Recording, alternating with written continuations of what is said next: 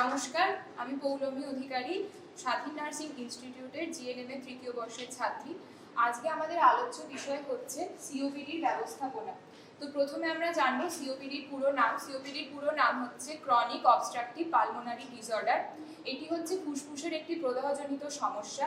এটি দুটি রোগের সমন্বয় হয়ে থাকে, একটা হচ্ছে ব্রঙ্কাইটিস এবং দ্বিতীয় হচ্ছে এমফাইসেমা। তো ব্রঙ্কাইটিস কি আমরা জানবো। প্রথমে ব্রঙ্কাইটিস হচ্ছে ফুসফুসে আমাদের যে শ্বাসতন্ত্র থাকে সেই তার মধ্যে কফ জমে গেলে আমাদের যে নিঃশ্বাসে অসুবিধা সৃষ্টি হয় সেটাকে বলছে ব্রঙ্কাইটিস। এবং এমফাইসেমা হচ্ছে আমাদের শ্বাসতন্ত্রের মধ্যে যে বায়ুথলিগুলো থাকে সেই বায়ুথলিতে যখন প্রদাহ সৃষ্টি হয় তখন তাকে বলছে এমফাইসেমা। তো এরপরে আমরা জানবো যে সিওপিডি কি কারণে হয়ে থাকে এবং তার যে সমস্ত সিমটমসগুলো আমরা দেখতে পাই এবং কি করে সেটা ব্যবস্থা করব সেই সম্পর্কে আমরা জানবো। তো এবার আমরা জানবো যে সিওপিডিটা ঠিক কি কারণে হয়ে থাকে। তো এখানে আমরা দেখবো সিওপিডি যে কারণগুলোর জন্য হয়ে থাকে। প্রথমে বংশগত কারণ, তারপরে বার্ধক্যজনিত কারণ, ধূমপান এবং দূষণ। বংশগত কারণ মানে হচ্ছে বংশ পরম্পরার মধ্যে দিয়ে যদি আমাদের এটা সিওপিডি রোগটা বহন করে কেউ তাহলে সেটা আমাদের মধ্যে থাকতে পারে। এবং বার্ধক্যজনিত কারণ, যারা ৮০ বছরের বার্ধক্য হয়ে থাকে, ৮০ বছরের ওপরে যারা হয়ে থাকে বয়স, তাদেরও এই সিওপিডিটা দেখা যায়। এবং ধূমপান, যারা দীর্ঘদিন ধরে ধূমপান সেবন করে থাকে তাদেরও সিওপিডি দেখা যায়। এবং দূষণ মানে কলকারখানা এলাকাতে যারা দীর্ঘদিন কাজ করছে তাদের মধ্যেও আমরা সিওপিডি রোগটা দেখে থাকি। এবার আমরা দেখব সিওপিডিটা হয়েছে সেটা বুঝবো কিভাবে। তার জন্য কিছু আমাদের লক্ষণ রয়েছে। সেই লক্ষণগুলো হচ্ছে বুকে ব্যথা, কাশি, বন্ধ নিঃশ্বাস এবং ওজন হ্রাস।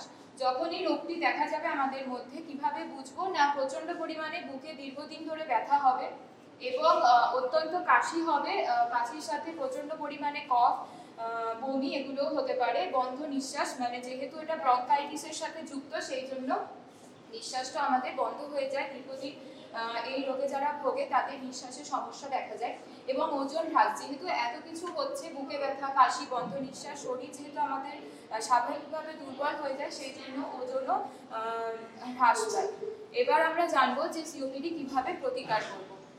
তো এবারে আমরা জানবো যে সিওপিডি কিভাবে প্রতিকার করব আমরা। তো এখানে আমি কিছু জিনিস লিখেছি, যেমন শরীরচর্চা নিয়মিত করা প্রয়োজন, যেমন রোজ হাঁটা, পুষ্টিকর খাদ্য গ্রহণ যথা শাকসবজি, ফলমূল, নিঃশ্বাস প্রশ্বাসমূলক ব্যায়াম অভ্যাস যেমন প্রাণায়াম, নেশা থেকে বিরত থাকা, নেশামুক্তি কেন্দ্রের সদস্য হয়ে ওঠা এবং নিয়মিত চিকিৎসা পদ্ধতি।